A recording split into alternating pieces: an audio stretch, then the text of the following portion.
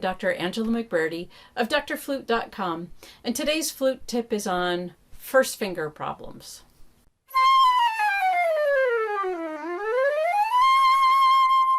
I can't tell you how many students come to me, both for my private studio and college students, and they have a first finger problem. And by first finger problem, I mean they leave their first finger down for a D, for an E flat, whatever you want to call that, that area, adding the sharps or flats, they're leaving it down. Sometimes they leave it down only when they're coming down to that note. On the way up, they're good. Sometimes it's all the time. Whatever the case is, it's a problem and it needs to be fixed. This is probably the one thing that is the biggest pet peeve with your average band director that's not a flute player, that teaches flute students at school, is that they don't catch that. To me, it's a wrong note. My students all know I don't have to look at them. It can be by Zoom, they can be in my house, whatever the case is. I can hear that wrong note, that first finger down, like nobody's business. It is caught. It's there. And so many times they'll say, at the beginning, it doesn't make any difference. How do you know? And I say, okay, let's play it. And they play it with the first finger down, and then they play it with it up. And they can hear. The one way, it's very closed sound, and the other way, it opens it up to a nice sound. So it is something that I can hear and I pick up on, and they absolutely have to fix it. Sometimes it's a really stubborn problem, and I think that it's easier to fix if you do it all the time. If your first finger stays down all the time because you never learned that, that's easier than the students I have, and this is more common than you think, that only keep it down when they're coming down to that note. When they're going up and it's an upward trajectory, the first finger stays up, that's fine. It's only going down.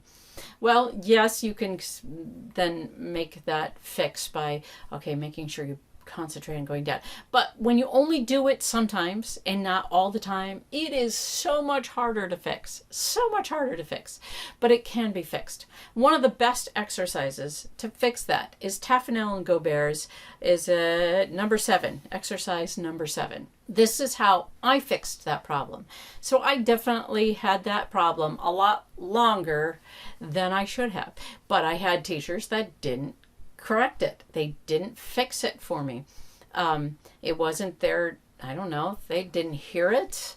And so they didn't, even professional flute players did not fix that. And it was much later in my academic career that I had a teacher that finally said, because I did it, and she might have mentioned it, and then I did it again because they're like, I don't know when I'm doing it and when I'm not, and it just happens.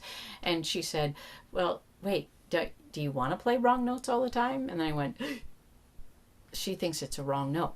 So she actually showed me this exercise and said, here's how you want to practice it. And this number 7 did it for me. But also the shame and remorse I had of playing for her and doing it a second time after she had told me to fix it. Believe me, I fixed it because she was an intense kind of teacher, and I did not want to have that be brought up again.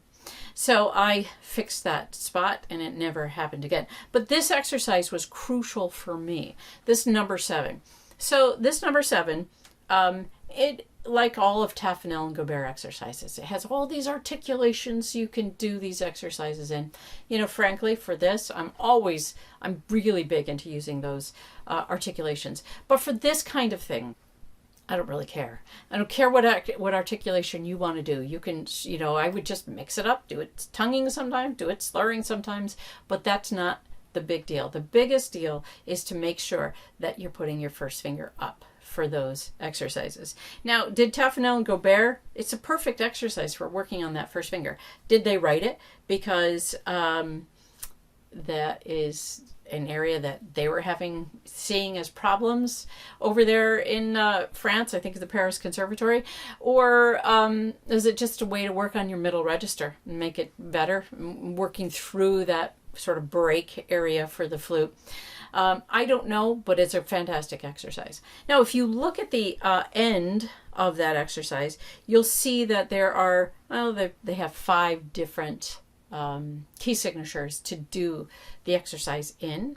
So you pick one of those. Frankly, it doesn't matter as long as you're dealing with the first finger up for some things. Pick whatever key signature you want to use, vary it, change it up. You don't have to use just the 5 that they have there. You can use whatever you want. But I would do it, you might play through it and go, oh, I can do that fast. But if you have a first finger problem, you cannot do it fast because you have to be thinking about having that first finger up. If you play this exercise and even one time you leave your first finger down, you're playing it too fast and not concentrating, because it has to be a global fix, not just a fix here and there. It has to be everywhere. You can never allow yourself to do that again. So if I'll pick B flat and E flat. I don't think is that one of their articulations? No, they have B flat, the key of F. So I'm going to pick the key of B flat. And there's a couple different sections. I'll play a little bit from each section. So here's the beginning.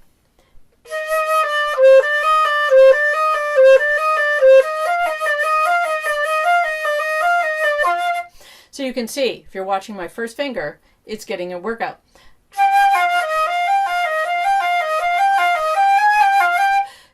Well, I added an A flat, so I'm doing it in the key of E flat.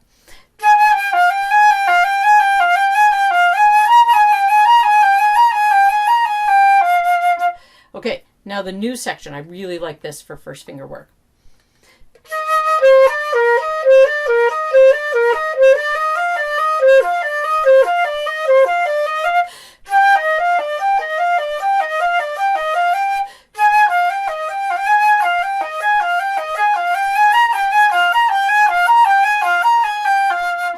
And a new spot.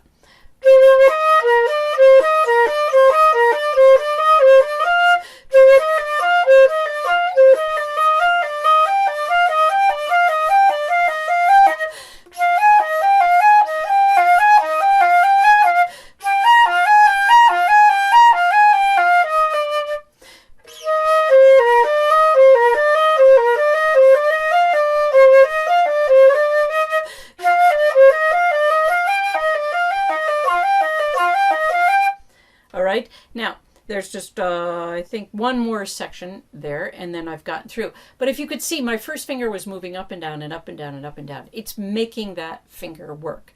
So you can pick whatever exercise you want. You want to do it slow enough. Now, as I'm going through that, I'm like, wow, these are good exercises just because they're good finger movement exercises. A couple little skips and thirds that are really making my fingers work and making me think and making the different key combinations that need to go up and down. So it's good for other reasons other than just first finger exercises, but it's absolutely fantastic for fixing that first finger exercise.